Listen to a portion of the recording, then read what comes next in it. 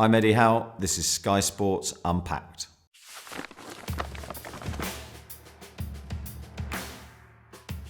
What is in your office? Jason, for a start. Jason Tyndall's in there. Quite a lot of tactics boards, a desk, of course, computers galore. So yeah, a lot of tools for analysis and making sure we're organised throughout the day. Is there anything that's been with you and travelled with you on your journey from one club to another? Jason again. Can't get rid of it. Do players ever struggle to hear your instructions in a loud stadium? Definitely. Yeah, especially at St James's Park. I mean, you look at the game the other day against Liverpool where I'm trying to communicate with the players on the pitch, but it's virtually impossible due to the atmosphere created by the supporters. I think sometimes probably players will choose not to hear what I'm saying as well, depending on what it is. I've definitely felt that before. But I think the ability for the manager to communicate with the players on the pitch now, I think is harder than it's ever been. Have you ever given instructions in code so the opposition don't overhear your tactics?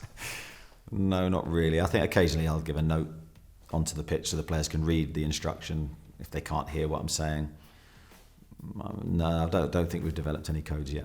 Are you part of a WhatsApp group with the players? Absolutely not. No, I don't think they'd appreciate me being on any WhatsApp group. I think I prefer to talk to them individually rather than en masse. On a typical day at the training ground, what does your schedule look like? Yeah, an early start, so I like to get in early. Usually I'll try and do some sort of physical exercise if I have the energy. But I like to get in early because I want to sort of formulate the day and make sure I maximise every opportunity to either speak to the players or perfect the sort of the day coaching session, whatever it is that we're doing in that day. That's really my busiest time. Of course, the delivery of the training session, whatever that looks like depending on the day. Then you go into the afternoon where it could be more meetings with players or reviewing the training that we've done. And then the last part of the afternoon spent then planning the next day and all the things that goes into the training or looking at our future opponents, etc., etc. So it's sort of a lot of analysis and planning, really. They're the two things. Do you watch training sessions back each day? And if so, what are you looking out for?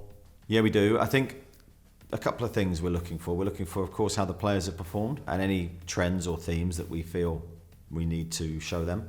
But we're also reviewing ourselves and we're reviewing our session, how we can improve that delivery, subject, topic, whatever it is.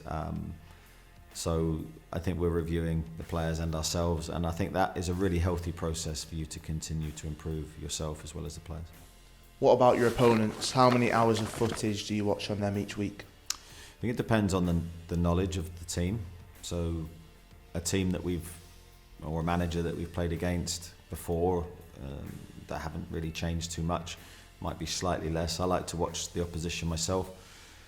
I can't give you a sort of a number on how many games I watch, but it could be anything from sort of 3 to 5 games. But a team that you're not so well versed on would be more because you don't want to miss anything.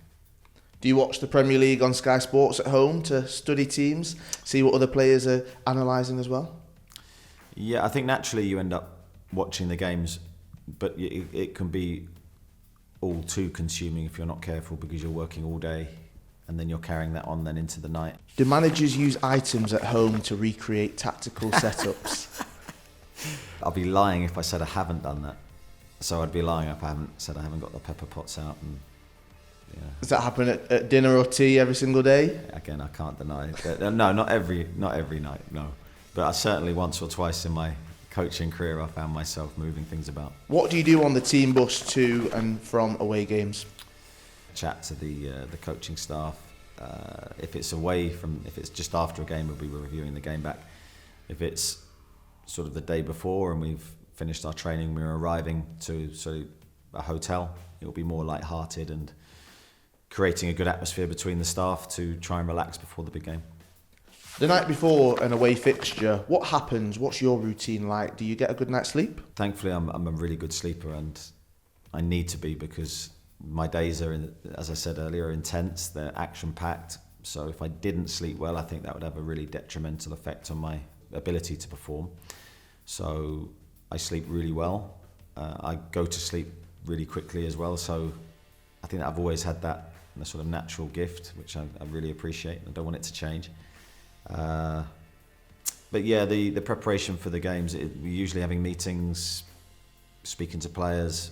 So again, that can go to sort of say 7, 8 o'clock.